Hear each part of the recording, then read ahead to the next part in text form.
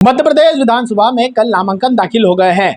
यदि सबसे ज्यादा किसी की निगाह टिकी हुई है तो वह है विधानसभा क्षेत्र क्रमांक 1। यहाँ से बीजेपी ने अपने राष्ट्रीय महासचिव कैलाश विजयवर्गीय को प्रत्याशी बनाया है, तो वहीं दूसरी ओर कांग्रेस ने विधायक संजय शुक्ला पर अपना विश्वास जताया है।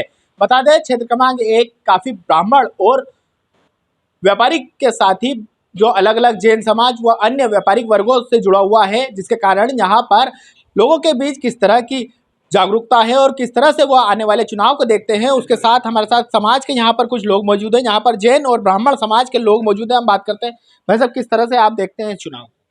चुनाव बहुत बढ़िया है। हमारे लिए खुशी की बात है कि 1 नंबर विधानसभा से कैलाश विजयवर्गीय जो विकास पुरुष है, आज पूरा इंदौर में जितना विकास हुआ है वो कैलाश जी की बदौलत हुआ है सारा। चाहे इंदौर में IIM आया हो, IIT के साथ में TCS आया, इन्फोसिस आया हमारे क्षेत्र में, ये सब उन्हीं की देन है। लेकिन बीजेपी के इतने बड़े नेता विधानसभा का चुनाव लड़ रहे हैं, कहीं असहज नहीं, कोई असहज की स्थिति कुछ भी नहीं है। हमें तो खुशी की बात है कि इस क्षेत्र में इतने बड़े नेता आए तो विकास भी उतना ही बड़ा होगा। जितना बड़ा नेता उतना बड़ा विकास। आप कौन सी समाज से आते जाता बताया जा रहा है? 1 नंबर में ब्राह्मण सबसे ज्यादा रहते हैं। पिछले विधानसभा की बात करें 2018 में, तो ब्राह्मणों ने मोर्चा संभाल लिया था, लामबंद हो गए थे, जिसका परिणाम स्वरूप यहाँ कांग्रेस आ गई। देखो, हम तो वैश्य समाज से, और हम ये समाज नहीं देखते, हम तो देखते विकास कौन करेगा। जो देश का विकास करे, प्रदेश का करे, शहर का करे, वोट उसको देते हम जाति धर्म से ऊंचे उठ के बात करते हैं हम लोग। तो यदि ब्राह्मण समाज की बात करें तो बाबूजी आप किसको देखते हैं? नहीं, हम तो सबको देखते हैं। देखने की बात कौन पर जो विकास का काम करेगा उसके साथ देते हैं। लेकिन ब्राह्मण बहुल क्षेत्र कहलाया जाता है 1 नंबर क्षेत्र। ब्राह्मण पूछो क्या, मैं भी ब्राह्मण हूँ, पर मैं काम ही नहीं करूँगा तो मैं किसकी व्यवहारिक बात करूँगा। ब्राह्मण 5 साल तक वो संजय शुक्ला हमारे यहाँ पर विधायक रही है, एक दिन भी हमारे 6ठे वार्ड में एक दिन भी नहीं आया। ने हमसे पूछा क्या करें, पैसा खर्च करके रिश्वत दे करके दोनों को खरीदता है। हम उसके रिश्वत के पाजी नहीं है। लेकिन एक बार फिर यहाँ से बीजेपी ने तो अपने राष्ट्रीय महासचिव को उतार दिया है। दूसरी ओर उनकी एक सभा में ब्राह्मणों को लेकर आपत्तिजनक बातें की गई, अन्य समाजों को लेकर भी आपत्तिजनक बातें की गई। किस नज़रिए से देखते हैं, क्या प्रभाव पड़ेगा? अरे प्रभाव तो आदमी का पड़ेगा बाबूजी।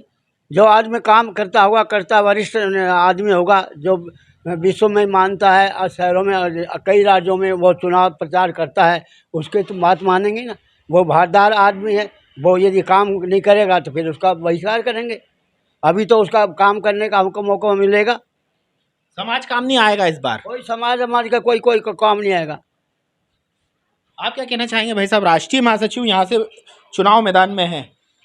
राष्ट्रीय महासचिव जी हैं तो वो अच्छी बात है। देखो, मैं भारतीय जनता पार्टी से जुड़ा हुआ हूँ। मैं आपको एक बात बोल दूँ, राष्ट्रीय महासचिव जी हो या नरेंद्र मोदी जी हो, पार्टी जैसा आदेश देती वैसा काम कार्य किया जाता है। अगर नरेंद्र मोदी जी को कल ये बोला जाए कि बूथ क्रमांक 301 पे विधानसभा 1 में काम करना है, तो वो भी आके करेंगे। इसमें कोई हर्ष नहीं है। पार्टी की पॉलिसी है, पार्टी के विचारधारा है। लेकिन ये तो ब्राह्मण बहुल क्षेत्र कहलाते हैं, ब्राह्मण और वैश्य समाज यहाँ सबसे अधिक है। ये सब कांग्रेस ने 70 साल से यही करा है कि सबको वो बंटवारा का, हिंदू मुस्लिम सिख ईसाई सब है भाजपा ही। लेकिन इतने बड़े नेता हैं, विधानसभा का चुनाव लड़ रहे हैं, सामने संजय शुक्ला है। कभी इतने बड़े नेता हो तो उनको प्रचार करने की जरूरत ही नहीं पड़ती, लेकिन वो घंटों यहाँ पर 1 नंबर विधानसभा में मिलन समारोह कर रहे हैं, जनसंपर्क कर रहे हैं। ये मतदाताओं का प्यार है और वो मतदाताओं से आशीर्वाद लेने जा रहे हैं। लेकिन कहीं ना कहीं यहाँ पर सामाजिक ताने बाने को भी देखा जाता है। ब्राह्मण और वैश्य बहुल क्षेत्र हैं, कितना असर पड़ेगा इतना इस चुनाव में? चूंकि बीजेपी के राष्ट्रीय महासचिव हैं तो कहीं असर पड़ने की उम्मीद है? कोई असर नहीं पड़ेगा। आज की तारीख में कोई सा भी समाज हो, चाहे मुस्लिम समाज ले लो, चाहे हिंदू समाज ले लो, चाहे वैश्य समाज ले लो, ब्राह्मण ले लो, अग्रवाल ले लो, कोई भी समाज ले लो, सब कैलाश जी के साथ है, सब बीजेपी के साथ है। 1 नंबर का इतिहास रहा है बीजेपी का। फिर पिछला चुनाव छोड़ दो, उसके अलावा आप विगत 5-6 चुनाव देख लो, बीजेपी ही जीती यहाँ पर। हमारे साथ कुछ और लोग भी मौजूद हैं।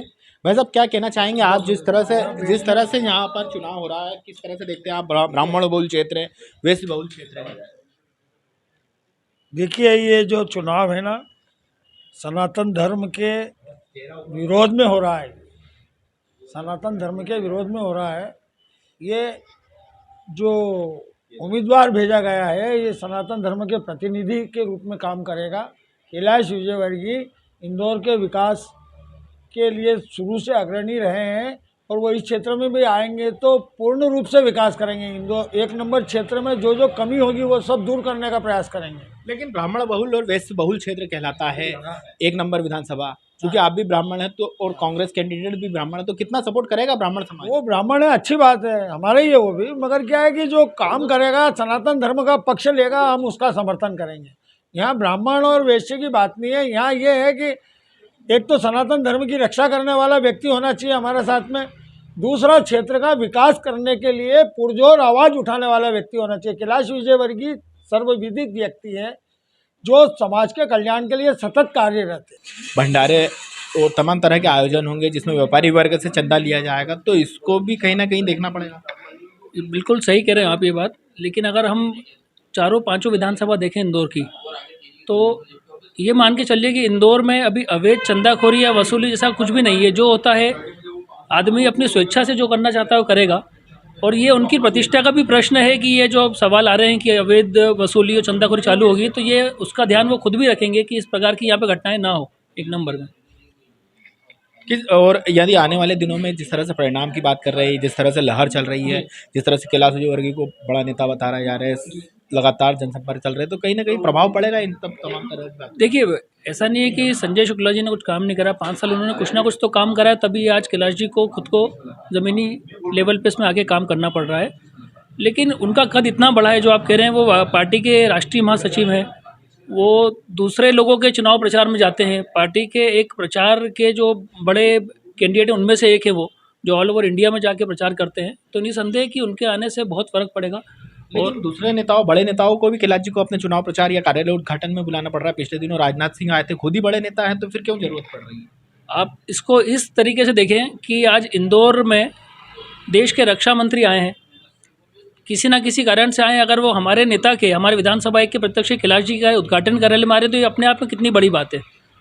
ऐसे आप बताएं कितने शहर हैं जहाँ पे रक्षा मंत्री ने उद्घाटन कार्यालय का इनॉग्रेशन करा है, लेकिन आज इंदौर में आके वो उनके चुनाव कार्यालय का उद्घाटन कर रहे हैं, तो ये अपने आप में एक बहुत बड़ी और सम्मान की बात होना चाहिए हमारे समस्त शहरवासियों के लिए भी।